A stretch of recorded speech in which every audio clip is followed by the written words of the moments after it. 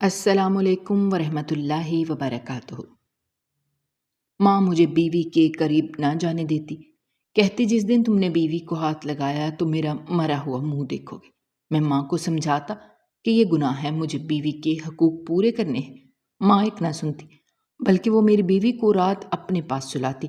بیوی روک روک کر کہتی تیری ماں پر اللہ کا عذاب آئے گا۔ ماہ رمضان کا مہینہ لگا تو دوسرے روزے والے دن میری ماں مر گئی۔ اگر اس وقت میرا دل پھٹ گیا جب میری ماں کی میت کو آگ لگ گئی اور بیوی، میرا نام اشرف ہے اور میری ماں کا نام سمینہ ہے۔ میری ماں اپنے زمانے میں بہت خوبصورت بھی تھی اور پڑھی لکھی بھی تھی۔ میری ماں بہت زیادہ غصے والی تھی، ان کو ہمیشہ سے اپنے اوپر بہت غرور رہا تھا۔ انہوں نے اپنی باقی دیورانیوں پر بہت رعب جمائے رکھا۔ پھر وقت کے ساتھ ساتھ سب لوگ اپنا اپنا گھر بنا کر الگ ہو گئے۔ میرے بابا بھی اس دنیا سے چلے گئے تھے۔ میری ماں کو اللہ نے بس ایک ہی بیٹا دیا، یعنی کہ میں۔ لیکن میری ماں نے مجھے بھی بہت پڑھایا لکھایا، اس قابل بنایا کہ پورے خاندان میں ہی سب سے زیادہ پڑھا لکھا تھا، اور سب سے اچھی نوکری بھی میری ہی تھی۔ اب وہ میری شادی کروانا چاہتی تھی۔ انہوں نے میرے لیے ایک لڑکی بھی پسند کی تھی جو بہت خوبصورت تھی، لیکن امی کی ایک شرط بڑی عجیب تھی۔ امی نے کہا کہ مجھے پڑھی لکھی لڑکی نہیں چاہیے۔ میں اس بات پہ حیران ہوا کہ جو عورت خود پڑھی لکھی ہے وہ پڑھائی کے کیوں خلاف ہے۔ امی نے کہا پڑھی لکھی لڑکیاں سمجھدار ہوتی ہیں، سمجھدار لڑکیوں کو قابو کرنا مشکل ہوتا ہے۔ میں نے امی کو کہا کہ امی، قابو کر کے کیا کرنا ہے؟ ہم لوگ گھر میں 3 ہی تو لوگ ہیں، اگر وہ کام کرے گی تو اس کے کرنے کے کام کتنے ہوں گے؟ امی نے کہا تمہیں اپنی بھی چونچ چلانے کی ضرورت نہیں ہے، تمہیں بیوی لا کر دے رہی ہوں، تم اس پر چپ ہو جاؤ۔ میں بھی خاموش ہو گیا، لیکن میری بیوی بہت خوبصورت تھی، بس مجھے اور کسی بات سے مطلب نہیں تھا۔ میرے بابا بہت جلدی اس دنیا سے چلے گئے تھے۔ میری ماں نے ہی مجھے پڑھایا لکھایا اور اس قابل بنایا تھا۔ انہوں نے پہلے ہی کہہ دیا تھا کہ بیوی کو سر پر چڑھانے کی کوئی ضرورت نہیں ہے، وہ اس گھر کی مالکن کبھی نہیں ہوگی۔ میری شادی ہو گئی۔ شادی کی پہلی رات ہی اماں میرے کمرے میں آ گئی۔ وہ میری بیوی سے کچھ سوال پوچھ رہی تھی۔ انہوں نے مجھے باہر نکال دیا۔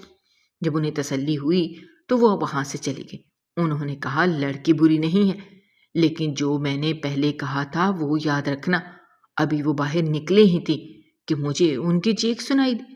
گھر میں کچھ مہمان بھی موجود تھے، وہ سب بھی اسی طرف بھاگے۔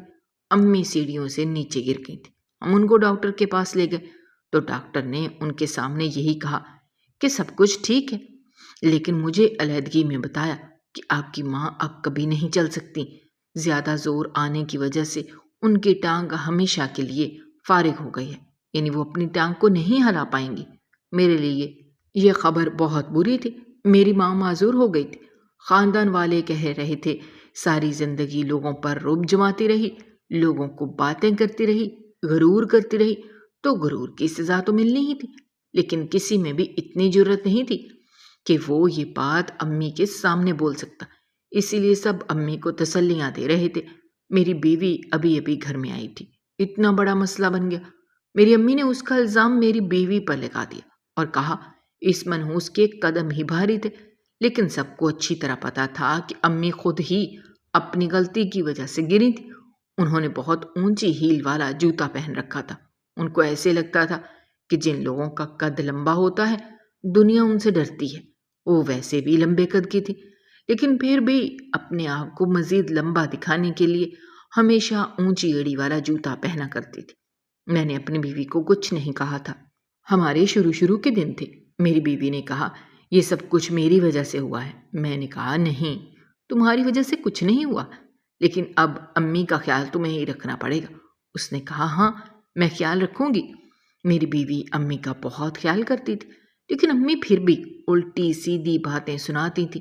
3 مہینے اسی طرح گزر گئے۔ امی نے بستر سے اٹھنے کی بہت کوشش کی، لیکن ان کو یہی بتایا گیا کہ وہ ایک دن ٹھیک ہو جائیں گی۔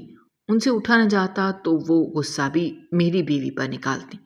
میری بیوی پہلے تو خاموشی سے سب کچھ کرتی رہی، اور اب اس کے منہ میں بھی زبان آ گئی تھی، کیونکہ اس کی سب سے بڑی وجہ یہ تھی کہ میری ماں مجھے اپنی بیوی کے قریب نہیں جانے دیتی تھی۔ اسے لگتا تھا کہ اگر میں اس کے قریب گیا تو گھر میں کوئی بڑی مصیبت آ جائے گی۔ حالانکہ یہ سب گناہ کی بات تھی، مگر میں پھر بھی ماں کی بات مان رہا تھا۔ ایک دن بیوی مجھے کہنے لگی، تمہاری ماں کے ساتھ جو ہوا ہے بالکل ٹھیک ہوا ہے۔ میں نے اس کے منہ پر ایک تھپڑ دے مارا۔ میں نے کہا، تمہاری جرأت کیسے ہوئی میری ماں کے بارے میں ایسی بات کرنے کی؟ وہ حیران رہ گئے، شاید اسے امید نہیں تھی کہ میں اتنی جلدی غصہ کر جاؤں گا۔ وہ ساری رات روتی رہی، پر میں نے اسے چپ نہ کروایا۔ ایک پل کو مجھے محسوس ہوا کہ شاید مجھے اسے چپ کروانا چاہیے، اسے کہنا چاہیے کہ چلو جو ہو گیا سو ہو گیا، دوبارہ ایسا نہیں کہنا۔ لیکن پھر میں نے کہا کہ اگر ایسا کروں گا تو یہ بگڑ جائے گی۔ میں چپ چاپ سو گیا۔ اگلے روز میری امی سے ملنے کے لیے ان کی ایک پرانی دوست آئی جس کو میں بچپن سے جانتا تھا۔ امی نے اس کو بھی میری بیوی کی بہت برائیاں کی۔ اس نے مجھے کہا، تمہاری بیوی تو بڑی ظالم ہے، تمہاری ماں کے ساتھ اچھا نہیں ہو رہا۔ تمہاری ماں ساری رات اکیلی رہتی ہے، پانی پینے کے لیے بیٹھی رہتی ہے، کوئی اسے پانی پلانے والا بھی نہیں ہوتا۔ تم ایک کام کرو، اپنی بیوی کو اپنی ماں کے کمرے میں سلایا کرو۔ میں اس بات پر تھوڑا سوچ میں پڑ گیا تھا۔ میری ماں بھی ہماری گفتگو سن رہی تھی، پیچھے سے کہنے لگی، یہ کیوں اپنی بیوی کو میرے کمرے میں سلائے گا؟ اس کو تو اپنی بڑی ہے، یہ تو اپنے بارے میں سوچتا ہے۔ میں امی کو کیسے سمجھاتا کہ وہ کبھی بھی نہیں چل سکتی تھی، لیکن انہوں نے اس بات پر ضد کرنا شروع کر دی کہ اپنی بیوی کو رات کو میرے کمرے میں سلایا کرو۔ میری بیوی پورا دن بھی ان کے کام کرتی، رات کے وقت بھی ان کے کمرے میں ہوتی۔ ظاہر ہے اسے رات کو بار بار اٹھنا پڑتا تھا۔ میں نے اپنی بیوی کو حکم دیا کہ تمہیں آج سے امی کے کمرے میں سونا ہوگا۔ میری بیوی اس بات پر خوش نہیں تھی۔ وہ اب رات کو میری امی کے کمرے میں سوتی تھی۔ امی رات کو کبھی اس سے پانی مانگتی، تو کبھی دوائی، تو کبھی اچانک سے ان کو کوئی چیز کھانے کا دل کرتا تو وہ مانگتی، ساتھ ساتھ باتیں بھی سناتی۔ ایک دن ایسا ہوا کہ صبح صبح میری بیوی امی کے کمرے سے واپس آ رہی تھی اور میں کام پر جانے کی تیاری کر رہا تھا۔ میں نے اس سے کہا کہ میرے لیے ناشتہ بنا دو۔ اس نے کہا، ایک منٹ، ہاتھ منہ دھو لوں پھر آپ کے لیے ناشتہ بناتی ہوں۔ جب وہ باتھ روم کی طرف جا رہی تھی تو میں نے اس کی چال کو نوٹ کیا، وہ کچھ عجیب سا چل رہی تھی۔ واپس آئی تو میں نے اس سے پوچھا کہ کیا معاملہ ہے۔ اس نے مجھے ناشتہ بنا کر دیا، میں آفس چلا گیا۔ لیکن میں نے اگلے 2 دن یہی بات نوٹ کی تھی کہ جب میری بیوی امی کے کمرے سے واپس آتی تو لنگڑا لنگڑا کر چلتی، اس کی چال خراب ہوتی تھی۔ ایک دن میں نے پوچھ ہی لیا، میں نے اس سے کہا کہ یہ کیا معاملہ ہے، جاتی تم اچھی بھلی ہو اور واپس آتی ہو تو تمہاری ٹانگیں تمہارا ساتھ نہیں دیتی۔ اس نے کہا، مجھے کچھ نہیں پتا، اپنی امی سے جا کر پوچھ لے، لیکن ایک بات یاد رکھیے گا، جو آپ کی ماں میرے ساتھ کر رہی ہے اس کے اوپر اللہ کا عذاب آئے گا، اتنا سخت عذاب آئے گا کہ پوری دنیا دیکھے گی۔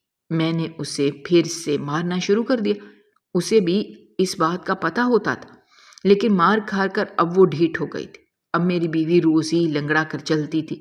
میری ماں پتہ نہیں اس سے کیا کرواتی رہتی تھی۔ مجھے ایسا لگتا کہ وہ جان بوجھ کر یہ سب کچھ کر رہی ہے تاکہ میں اسے اپنی امی کے کمرے میں سونے سے منع کر دوں اور وہ میرے کمرے میں ہی رہے۔ اس طرح ہمارا رشتہ بھی خراب ہو رہا تھا، زندگی بھی ڈسٹرب ہو رہی تھی۔ ابھی تک ہمارے ہاں اولاد بھی نہیں ہو رہی تھی۔ میری امی اس بات پر بھی بہت واویلا کرتی تھی کہ اولاد پیدا ہو جائے، پر اولاد کیسے ہوتی جب ہمارے معاملات ہی آپس میں ٹھیک نہیں تھے۔ ایک دن امی کے اصرار پر بیوی کو ڈاکٹر کے پاس لے گیا تو ڈاکٹر نے عجیب سی بات کر دی۔ انہوں نے کہا کہ آپ کی بیوی تو بہت کمزور ہے، آپ اپنی بیوی کو آرام کرنے دیا کریں۔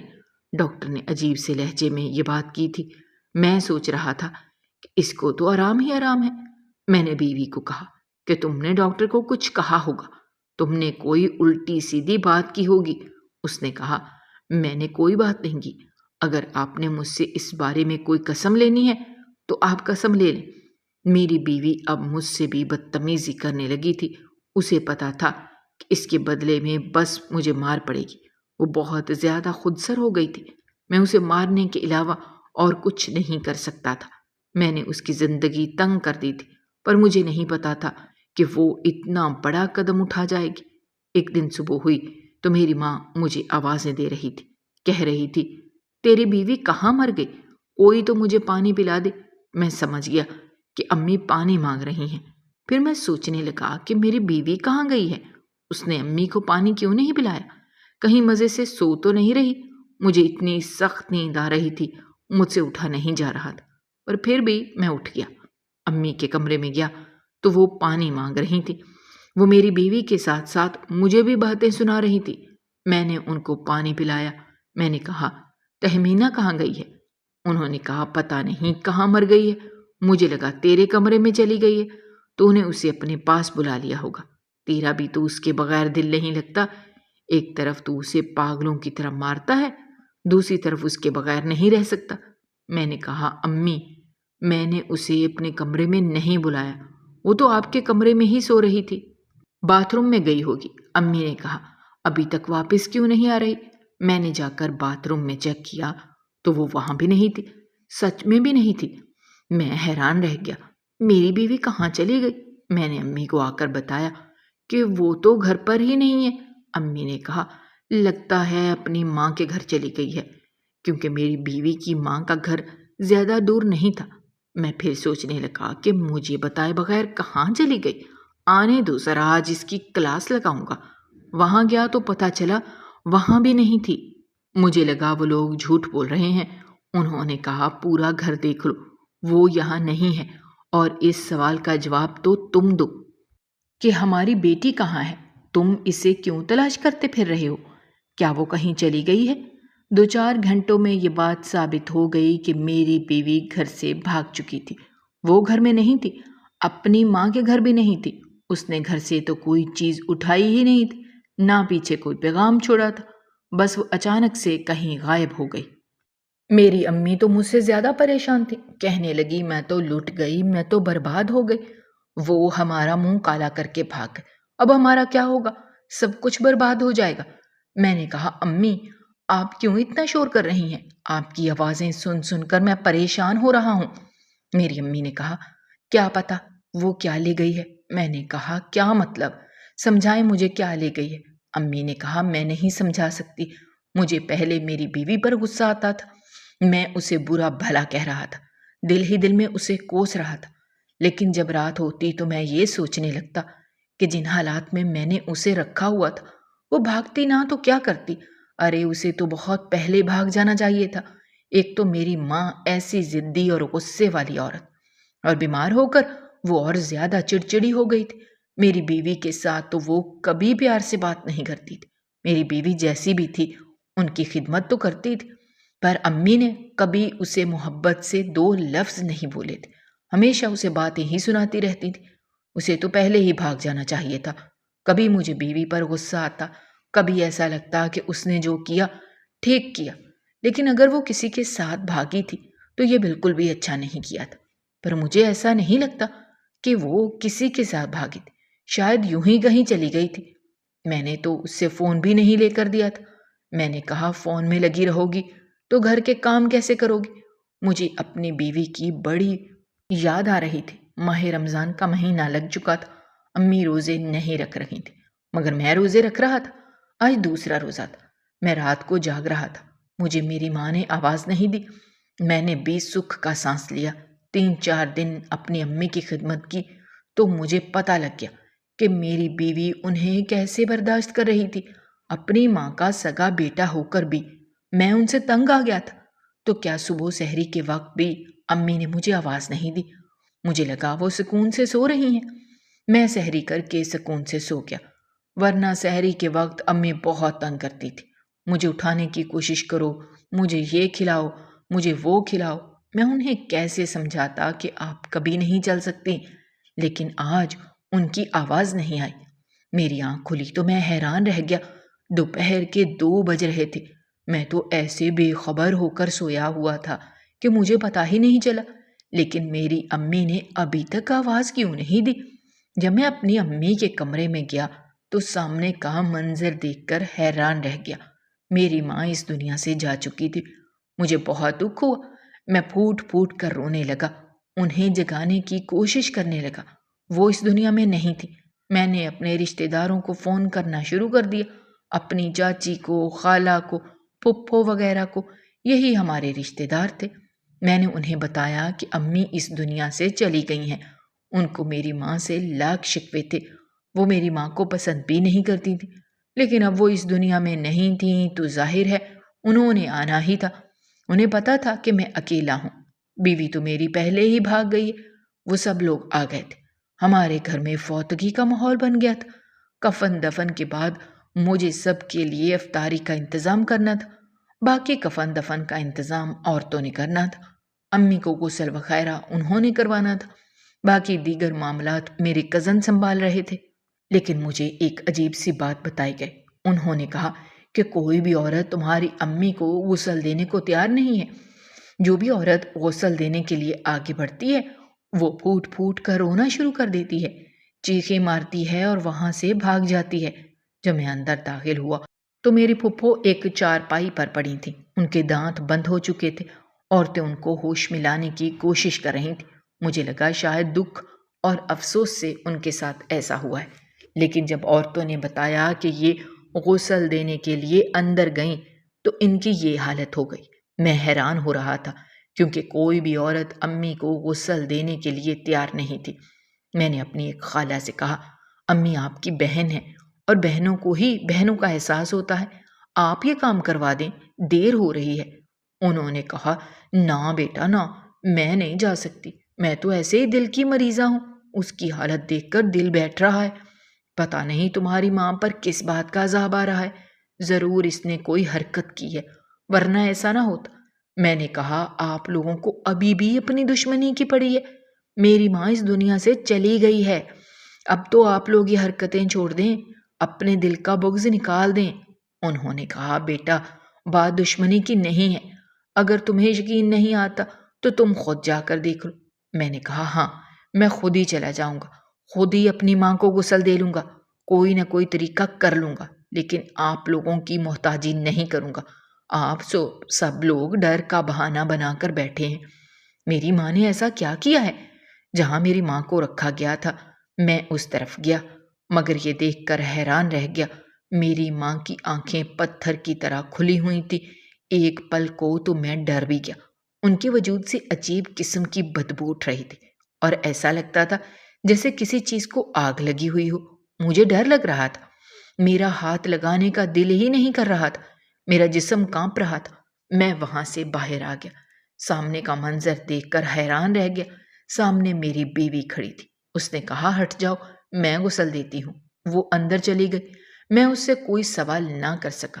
اس سے پہلے قرآن پاک کی تلاوت کی اور پھر میری ماں کو غسل دیا تھا اور پھر میری ماں کو دفنا دیا گیا۔